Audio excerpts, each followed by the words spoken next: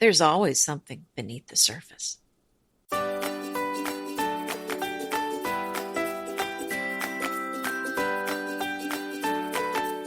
Hi, I'm Anita Joyce here with Kelly Wilkness, and this is Decorating Tips and Tricks, episode 341, Demystifying Neutral Colors.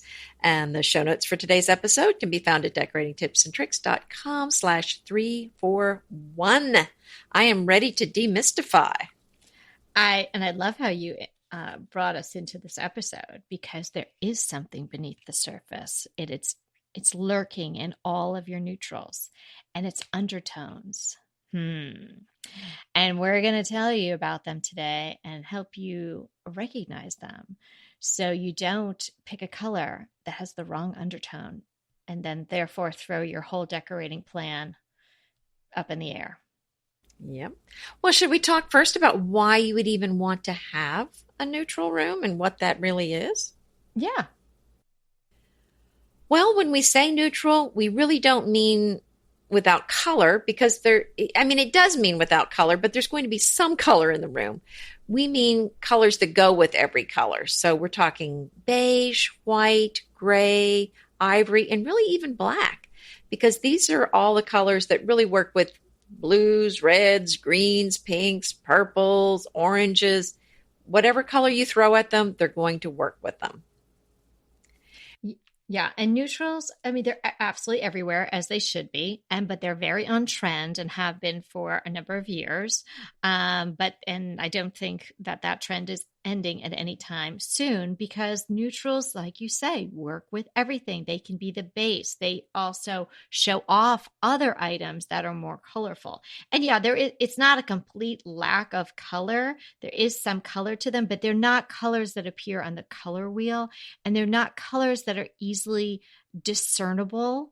Even sort of a bit of an off color like a turquoise or a periwinkle or something like that, you can see the color, and the color is normally what you see. But with a neutral, there are undertones to the neutrals, and it's very helpful to understand what undertones there are, which ones are going to show up in the colors that you're choosing. Now, we're talking about really paint color today, but it can play into other aspects and other things that are neutrals, but it's not anywhere as prevalent as it is in a paint color. The other reason I think it's great to use neutrals is because they have such a calming effect on the room. If you want a very peaceful feeling, if you are jostled around by life during the day, it's nice to come home to a neutral room that feels very peaceful and not too energetic. So it's kind of a feeling that you want to have. Another benefit that I've always touted about neutral rooms is that they are good for the long haul. If you don't want to have to replace your furniture very often, I highly recommend using neutrals, because the patterns and the colors are what go out of style. Rarely does the color white or cream or beige or gray, as far as bedding or a chair, rarely does that really go out of style. But once you start getting into patterns and blues, they come and go. And there's a 1990s blue, and there's maybe a 2015 blue and other colors. So this is a way to really keep your costs down if you want to spend some money on a sofa or other big ticket items. You go with the neutrals, and then if you want the color in the room, you dress it up with throws and pillows and other accessories. And you can even buy some rather large, maybe bedding or quilts that you can even throw over your sofa or throw to give it a completely different look. Excellent point. It's also a great way to go when you need to unify a space. A lot of people live in open concept homes, or you buy an older home and you might want to take a wall down for some reason, and all of a sudden you have this big space. Well, that's very difficult to paint a really bright color or intense color. It's better to go with a neutral, and then you can have all the rooms be the same color and flow from one to the next. Yeah, and another thing I love about neutral colors or a neutral style is that it really works with whatever kind of style You want to go with pretty much, I mean, you can do the French, you can do country, you can do traditional, contemporary, modern. You can work just about any type of furniture in with neutral colors. So it's the chameleon. I mean, it really goes with everything. And just because you have a neutral room does not mean you cannot have any color in the room. I really feel like the neutral rooms do better if you do have just a little bit of a splash of color here or there. I think they can tend to be boring, so it is nice to add a little bit in. Right. It's a nice foil. It's a nice backdrop for adding any sorts of color or for art or what have you. So all these good things about neutrals. And we're saying, they sort of go everywhere. They belong everywhere. But there's a caveat to that. And that's what the whole episode is about today, is that while neutrals in general can work in any space, not every specific neutral can work in every space, right? Because of these undertones. So we're going to go through the different undertones that exist and ones you should look for and how you can pick them out, because it's very challenging to discern the undertone from a small paint chip. Well, and while we're talking about undertones, I think this brings up the biggest example I have of undertones, and that is the color gray. Gray is such a classic color. It's beautiful. I think it's going to be around forever, but it's gotten, I think, a bad name lately. One reason is because I think it has been overused, which I agree with, but I see the real problem with people not liking gray is that I think a lot of people chose a gray with a blue undertone, and the blue undertone gave it a very cool and cold feeling, a very industrial feeling that really turned people off, and people don't like it, especially in their home. It can feel a little bit like a service station, to be honest. That's why I feel like it's really important to think about these undertones, because it does impact the way the color is coming across. If you choose a gray with a warmer undertone, you are going to be happier, in my opinion, with that gray for the long haul.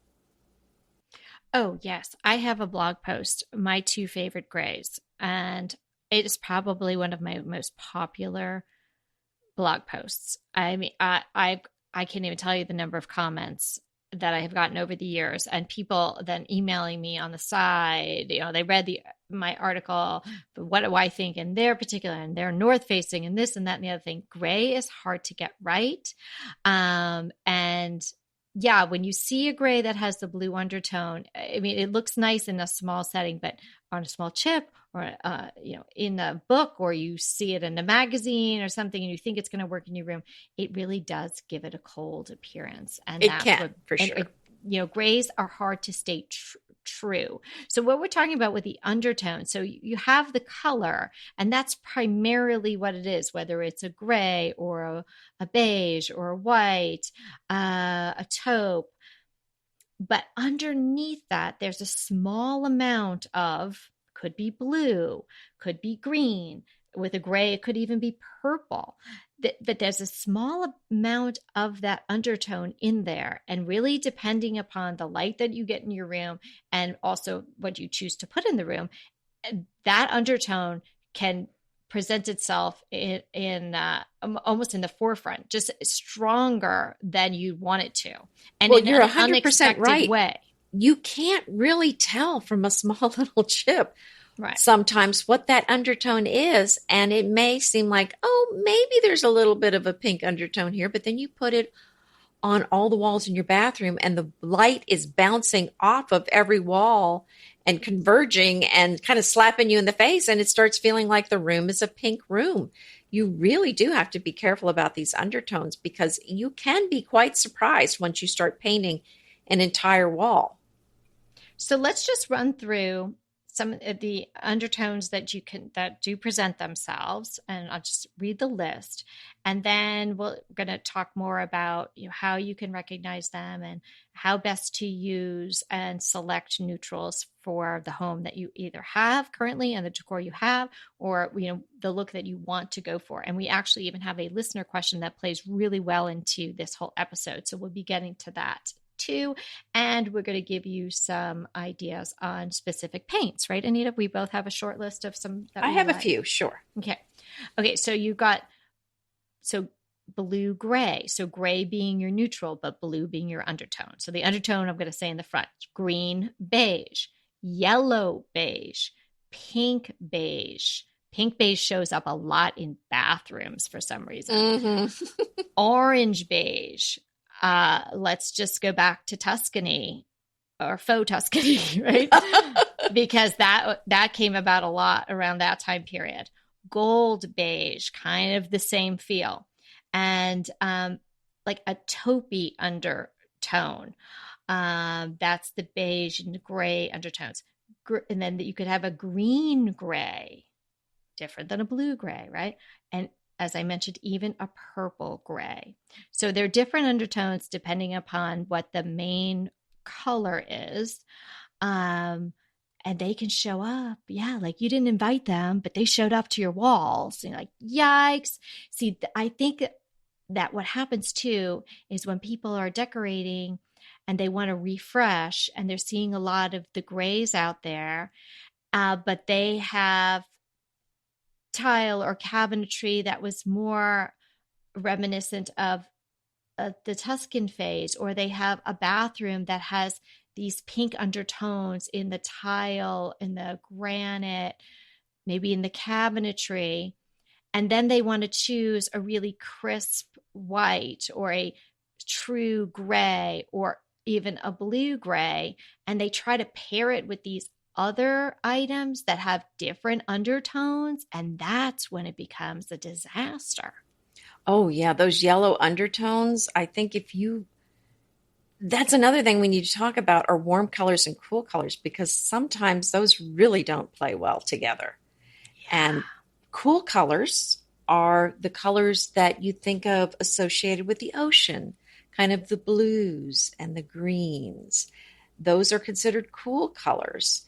Now, if you're talking, and they actually recede in a space and make the room feel larger, whereas warm colors you think of as associated with fire, red, orange, yellow. And then the cool colors would be the blue, the green, the violet. And so that's kind of how it gets the thought of the cool and the warm. But the warm colors usually there's a little bit of yellow in most of the warm colors. And sometimes that really doesn't look that great next to some of the cool colors. Wouldn't you agree? Oh, yeah, for sure. Yeah, you have to really be, first of all, if you're going to be redecorating and you want to use some of the newer, I mean, I say newer, but they're not really newer neutrals. They're just, the grays and other neutrals that are a little bit crisper and fresher are just really on trend now and have been for a while. So if you want to freshen up your home with that, you have to really take stock first in what do you have. If you're not going to be able to change your floor tile and it has like these green undertones and whatnot, you're going to have to be really careful with the neutrals that you pick. Yeah, actually, we used a white granite in our kitchen, and it's got some warm brownish grays in it. There's kind of some brown and a little bit of gray, and it wasn't a pure white like marble. And so I could not use a pure white backsplash. I felt like that was going to make the countertop look really dingy because it definitely had some yellow hints here and there in the granite because it had some of the kind of browns and the little yellow undertones with the gray. So I had to be really careful because it did have some of the grays in there. I was able to use a blue-gray tile for the background and it works very well. But again, a bright white tile or paint, you have to be very careful what it's next to, because if it's next to something with some yellow undertones, whatever that is that has yellow undertones in it, it's going to look dingy. Yes, and actually I was thinking about what you had shared about your granite and your backsplash tile when I was getting ready for this episode, because I wanted to say it's really not even all about paint, but paint is the most obvious thing and the easiest thing for people to switch out. But yeah, if you had just said to yourself, I want white white subway tile. I've pinned it 1,000 times. This is what I want. And you purchased that. And it would have been the worst if you were out for the day and came home and someone had installed it. It would have looked not anything like what you have going on. I would have been so upset. It just would not have looked well. In fact, because the backsplash is this blue-gray and I had the granite countertop that is not actually a pure white, I had to be very careful about my white cabinets. And they're actually called Eider white. It's really a very light, it's white with a gray undertone. And I had to do that with the cabinets so that they didn't fight with that backsplash and the countertop. Right. Because all these undertones showed up. And really, when it's done well, like Anita's kitchen, which is so stunning, and I'm sure you've all seen it on her blog and Instagram and various places. I've been fortunate enough to see it in real life. It's even better in real life. But all the pieces obviously work together, but all the undertones work together. And that's kind of where the magic is too, in the whole design. Well, and I had the same issue because I wanted to paint the cabinets at our farm, at our little farmhouse. I went a little crazy when we put the granite in. I wanted black, but I thought, I just want to do something different. This was 10 years ago. And so I went with that brown granite that now I'm sorry I put in. It's got brown and gray and black specks.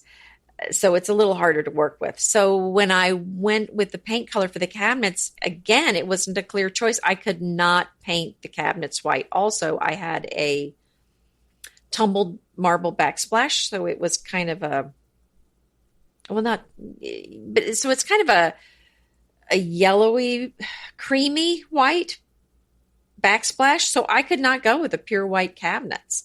And I ended up going with gray cabinets with a little bit of a green undertone because that's what went with the countertop the best.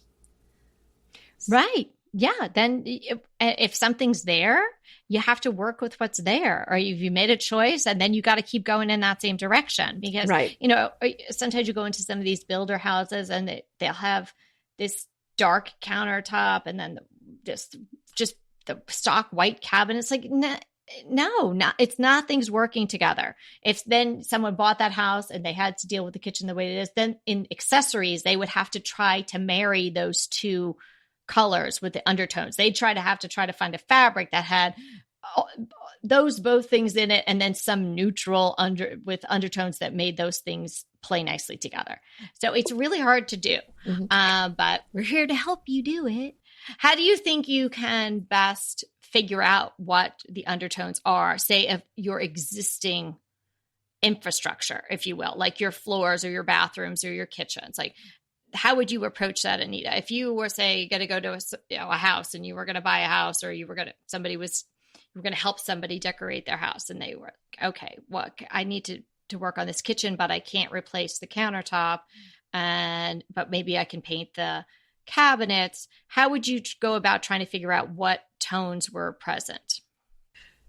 Look at it. I mean, isn't she amazing, you guys? How else are you going to tell? Except by looking with your it. spidey senses.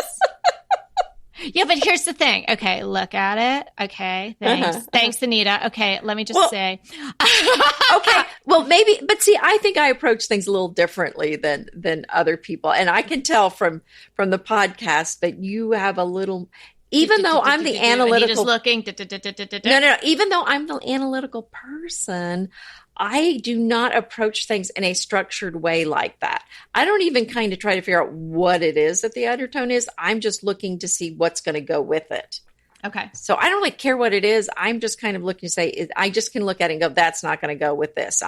So I'm putting the paint chips next to it or the tile, and I'm looking at it to say, is this going to go? I mean, the yellow. Yeah. But this is before you even have other things. You're just looking at it for the first time. Like, so you're obviously with your eyes, you're looking to see. I would want to see it in different times of day too, whatever the item would be. Right. And as you're saying, like, particularly with these like pink, beigey undertones that show up in bathrooms, like it's pretty obvious, you put the fluorescent light on or whatever's in the bathroom, and you're like, wow, I'm reading a lot of pink here. Yes. But then, right. So, But what if it's something that it's like, you're not really sure, like, is that undertone green or is it blue? Like, where, is it blue green? Like, what the heck is it? So as Anita was saying, I would suggest that getting a lot of different samples and not just these little tiny bits of paint, sort of larger samples. A lot of companies are giving larger samples now, or buy a pot of paint and paint something, paint a piece of cardboard, something like that, hold it up to it and see what one seems to. Now, if you hold something up to it, like you're holding a blue up to it, see if you're discerning more blue from the item that you're trying to check, right? Yeah, I mean, I don't really think you necessarily need to change the lighting, because whatever lighting you have in that room, that's what you're going to have for the future.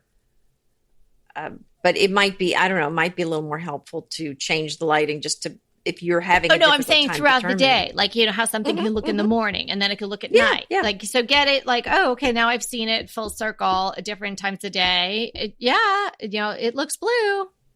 Right. And you can tell if you've got a problem too. If you've got a problem, you know what the undertone is. I think it's going to be obvious. If you put two things together and they don't work, I think you're going to know they're not working. Right. Well, after you listen to this podcast, of course, then you'll know it's the undertone. and you're gonna change the thing that's the easiest to change. Right. Which is often the paint color. Paint, yes. Right. Yes. Mm-hmm. And often the people picking the paint, I shouldn't say often, but sometimes people picking the paint were not looking at that, paying attention to it, and kind of missed the boat.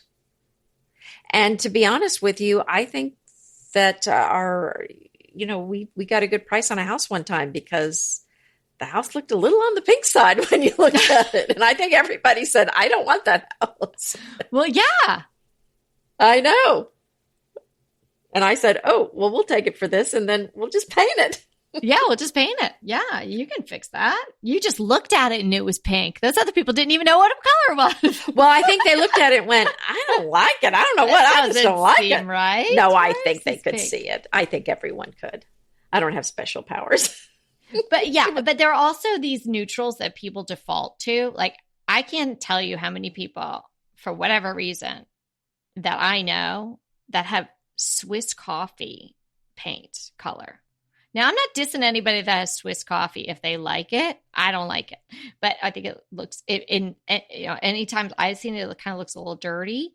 But there's like these default neutrals that are out there that either, a paint store might suggest to you, a builder might have on their short list of ones that you can choose, or you might have heard of. But there are so many neutrals out there, which is part of why it's overwhelming. But when you understand what's going on in the undertones, you can then you curate your own universe. Oh, okay, I know I need something with a green undertone, and so then you're going to wipe out all the other 8 undertones that we talked about and focus on the colors, the neutrals that have green, if that's what you need, and vice versa for any of the others. So don't just choose one because it's the neutral that was presented to you. Don't default to the Swiss coffees or, the decorator whites or things like that. Explore all the other options that are out there. And with this information that you have, and you can do obviously more research on your own online, you can learn more about, how to discern the undertones and how to make it work for you. Because when you get it, it just works beautifully. And the undertone will then, it adds to it rather than detracting from what you're trying to do. And I think people look at something and they can kind of go, this isn't working, but they may not be aware of the fact that it's the undertones that are fighting. Right. Fighting undertones is not nice. Mm-hmm. It's like talking about people under your breath. That's not nice. It's not good. We had a funny email from Lisa D, one of our longtime listeners and pals. It was how to pronounce this gray beige color that we like to call greige. And I guess you could say it greige, but I've never heard that. No, I've never heard it pronounced that way. I've always heard greige. But Lisa, you say greige, we say greige. It's all the same. and the undertones are probably the same. So it's all good.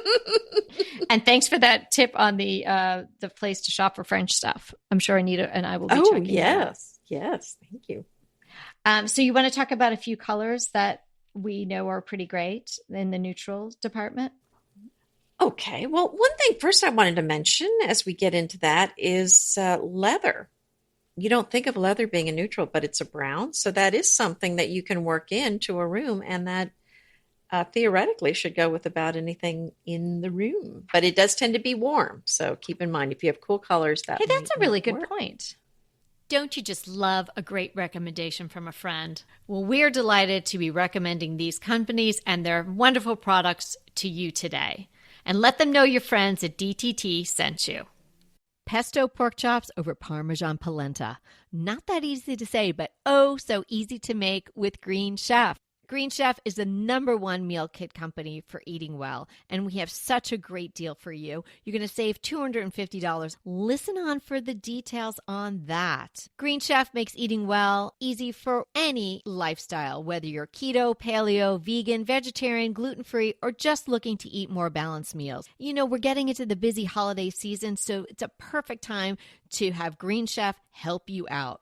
Let Green Chef take the work out of eating clean this holiday season with their chef-crafted, nutritionist-approved recipes featuring fresh ingredients and nothing artificial. And you know what? You don't have to lose track of your healthy eating habits during the holidays. Every Green Chef customer gets a free session with their registered dietitians who will walk you through how to make clean eating work for you. So sign up for your free session and start on the road towards better health today. And that deal I want to tell you about, visit greenchef.com/DTT250 and use the code DTT250 for $250 off your order. So that's greenchef.com/DTT250 and use the code DTT250 for $250 off your order. Go ahead, clean out your closet, then head straight to Quince. I love every item Quince offers, from wardrobe to decor, and I can really recommend their Ultra Stretch Super Wide Leg Pant at $49.90. The price is unbeatable, and the look is so flattering. It keeps you in on top and flares out of the bottom. Everything feels right with Quince. The price, the quality, and the sustainability. Quince offers a range of luxury wardrobe and home goods at prices within reach. And like Quince's clothing, their home goods are priced 50 to 80% less than similar brands. Quince only works with factories that use safe, ethical, and responsible manufacturing practices, along with premium fabrics and finishes. Once you've cleaned out your closet and refreshed with Quince, you can also add something to your home decor. So give your wardrobe and your home the refresh it needs with Quince. Go to quince.com/DTT to get free shipping and 365-day returns on your next order. That's Quince, QUINCE.com/DTT for free shipping and 365-day returns. Quince.com/DTT. And let me know how you love those pants. Okay, so now we're going to give you some paint colors to check out. Go ahead, Anita. Can I just list these? Go ahead. Yeah. All right, darling. Well, you know, my favorite is the Sherwin-Williams Agreeable Gray. I've used that extensively, and it is a very warm gray. It works very well with golds, and it is not a cool gray. So this is going to be something that's going to work well no matter what is in the room. So that is why it's so agreeable. Oh, there you go. Yes, that's right. Revere Pewter by Benjamin Moore. Hey, that's on my list. Oh, sorry. It's okay. All right. That's a lovely greige. Well, maybe I better stop because maybe I'm going to be saying some of the same ones you are. That's okay. Somebody's got to say it. Go ahead. Benjamin Moore Gray. I don't have that one. That's a kind of a gunmetal gray, and it's similar to a blackboard. And I think it's just called gray. That's all I could find on that one. That one was beautiful. Benjamin Moore Huntington White. It's a soft, creamy white. And I also I used on the exterior of our home, Sherwin-Williams Natural Choice, which is a very warm white. Oh, that's a pretty color. I never asked you what that color was. And just one or two more. The blue leaning white is Farrow and Ball. That's a pale blue color. It's a light gray blue. It's really pretty. They're telling you, thank you, Farrow and Ball. They're telling you the undertone in the name. That's nice. Yes, I know, that is nice. Right? Like, wouldn't that be a great thing to add to a paint chip? I mean, maybe some companies do, but I don't think the bigger ones do. Like, if you had the chip or the fan deck, like, wouldn't that be great on the back if it said, the undertone is, I mean, they know they're making the color. If you get the fan deck, if you get the card and you'll see that color as it gets more saturated, you can usually see what that undertone is because it gets more and more concentrated. Right. Like you can see which direction it's headed. That's a good point. And here, let's just use a really, really simple example. Again, let's pick up pink. Like if you picked up one of those and has like 4 colors on it or something like that. And what if it started out as a very, very pale blush, like mostly white, right? And then it's going up and up and up. And the last one is pink. Well, yeah, duh. There's your undertone right is there. Pink. Mm-hmm. But if you have those single chips, it's very hard to tell. Yes, I agree. Yeah. And then the last one I have is a brown neutral. It's, when I say it's a neutral, but it looks like chocolate. Ooh. And it's called brown neutral. Oh, no, excuse me. It is a brown neutral, but it is called Barrista. Oh. Benjamin Moore. That's a nice name. Okay, so I am going to give you my 2 favorite grays that I think are pretty true to color. These really don't have much of an undertone. But again, disclaimer, based on your lighting and what you put in the room, you could see some sort of cast of maybe a blue, but these are pretty pure grays and stay gray on the wall in my experience, in the experience of many people that read my blog and came back and commented and said they used them and had the same experience. Huntington gray. If you've seen my YouTubes or my blog and you've seen my living room, the top panel of the wall above the picture rail is Huntington gray. And then silver chain is another gray that I have found that stays very truly gray on the wall. My daughter's room is done in that.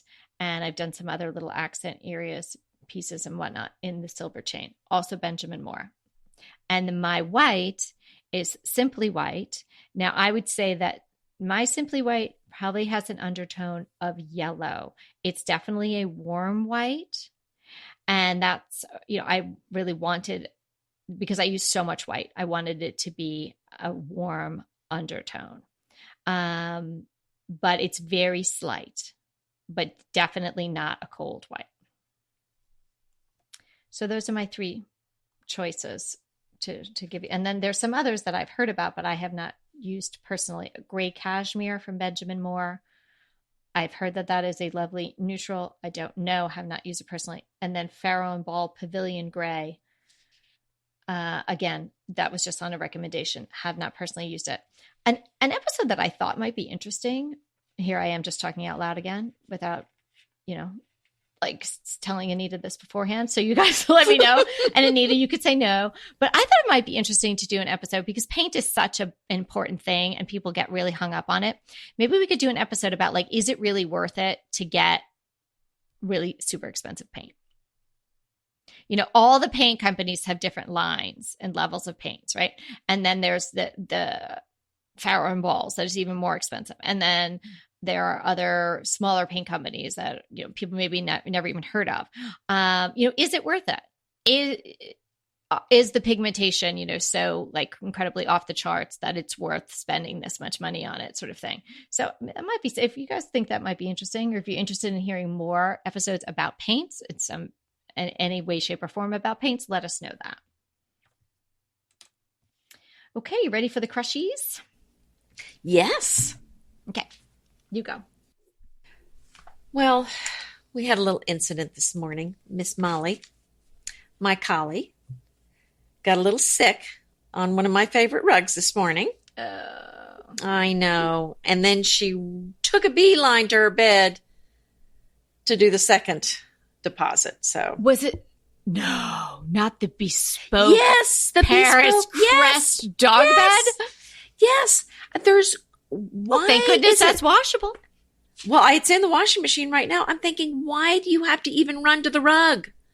Can you do, it's so much easier to wipe up if you just do it on the hardwood floor. Really. I mean, I would have been done in 5 seconds. But poor Evie was there doing it for 20 minutes. Oh, no.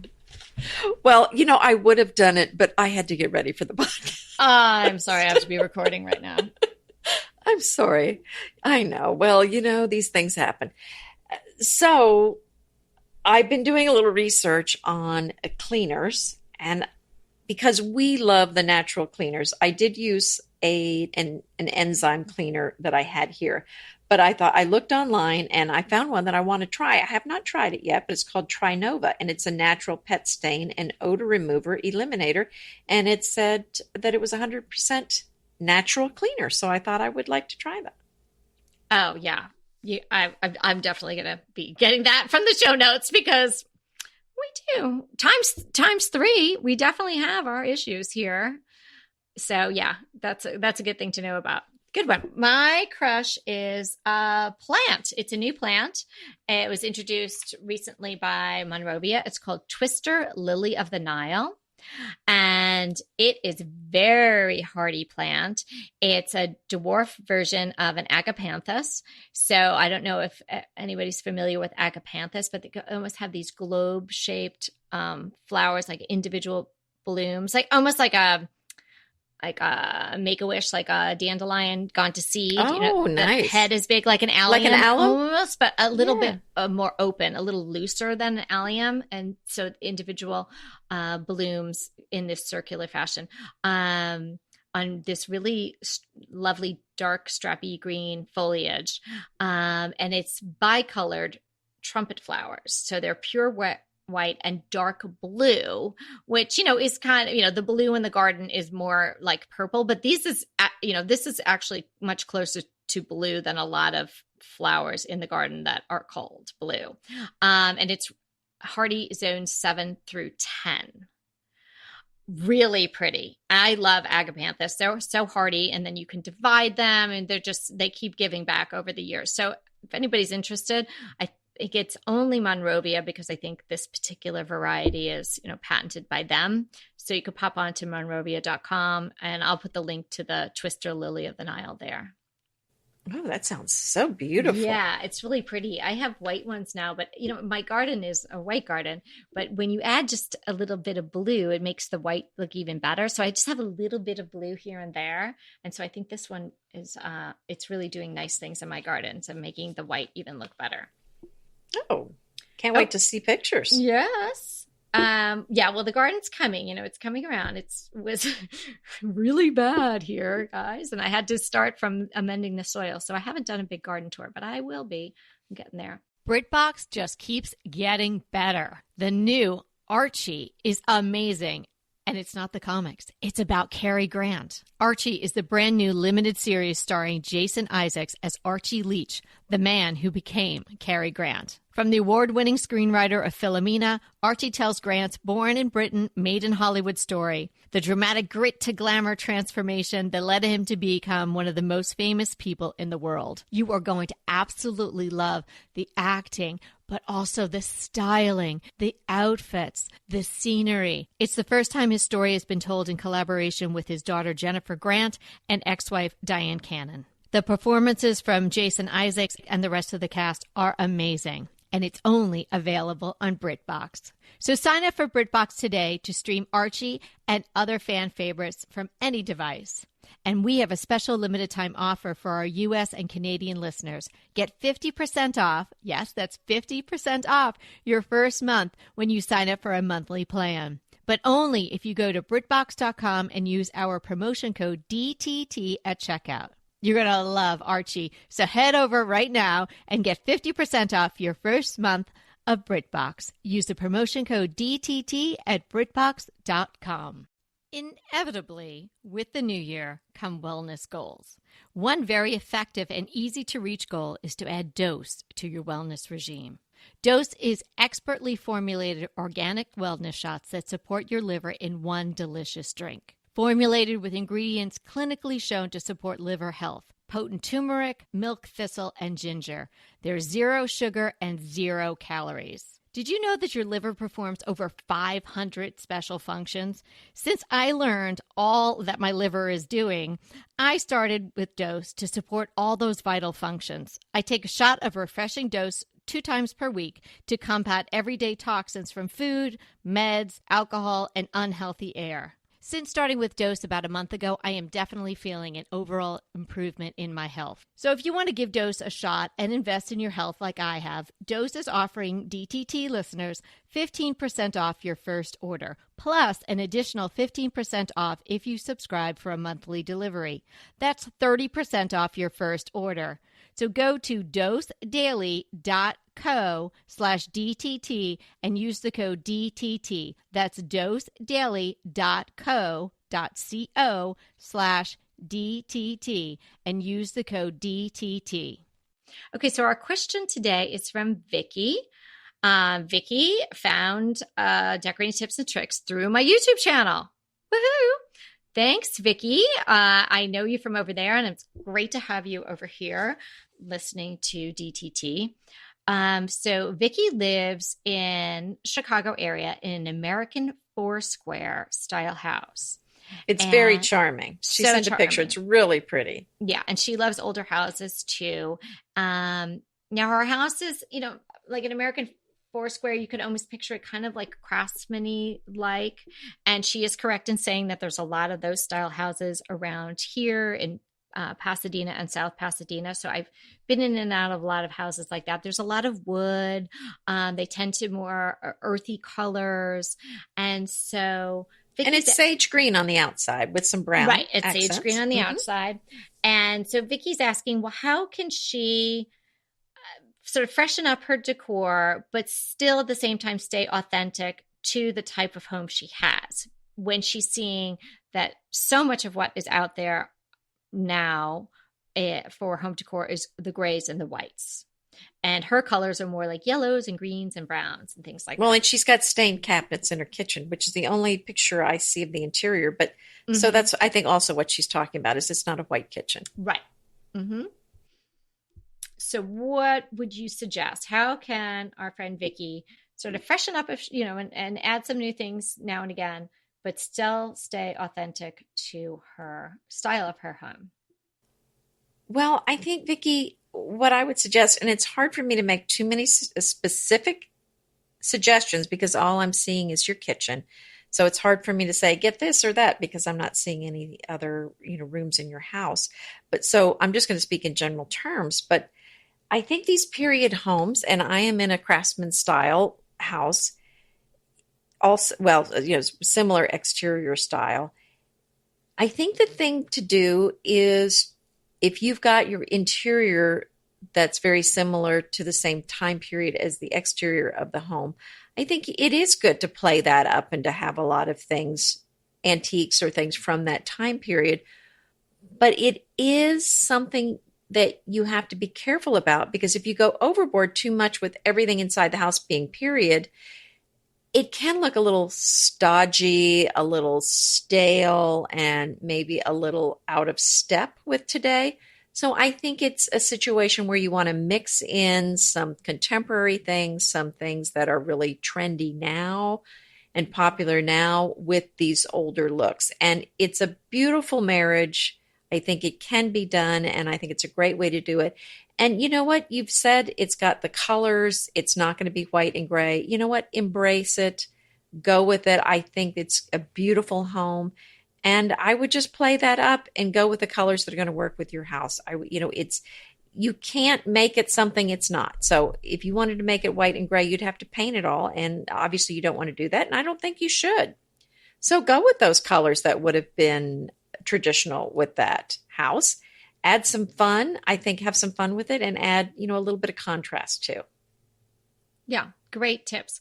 And as I mentioned before, it really kind of, Vicky's question really sort of plays in what we're talking about today. Like if she wants to freshen it up and maybe lighten some colors in some of the rooms, she needs to pay attention to those undertones that are present, right? So she's going to maybe want to look for a beige that has a green undertone, right? Something like that. She's going to want to stay away from any of the grays that certainly have a blue, but maybe you could work with a gray that has a green undertone.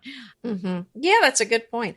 And that looks like that might really go inside her house. Yeah, something like that. And then there are warm colors in here, so she needs to keep that in mind. Exactly. And I think a lot of the some of the craftsman styled patterns, they can look very fresh and modern too. You could even toss in a little bit of boho in the fabric choices, in the pattern choices, because I think some of that could work as well. Just adding some plants, adding some fresh flowers, some more texture because there's a lot of wood, particularly in the kitchen. So if you added a little bit more texture, that might, feel like it's lightening it up a little bit. But it's an absolutely beautiful home. And I think staying in those colors really does feel authentic to the home. And you can do that without, all of a sudden making, painting everything gray and white, because that's not going to work for your house. And at the end of the day, that's not going to make your house shine the way it does already. So I think just little tweaks here and there. It's a beautiful home. I think enjoy it, because what a piece of history you have a hold of. Yes. And Vicki also in the email, she said they also have 2 other homes. They bought a little Sears cottage, the kind that came in a kit, I guess, years and years ago on a lake. And then the house that was next door became available. So Vicki has an opportunity to do all kinds of decorating. So she can get her gray and white fix someplace else. But I would not. That's right. Yeah, I wouldn't use it in this house. No, I don't think so. So thanks for hanging out with us today. Remember, we're here to inspire you to create a beautiful home. Until next time.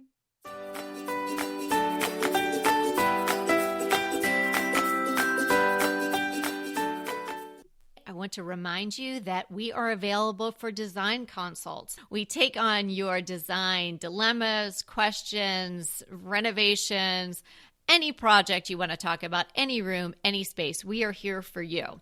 And we really do enjoy doing these. And I think we've helped people a lot. So if you want to sign up for a consult, head to the link in the show notes. It's decoratingtipsandtricks.com/consult. We hope to talk to you soon.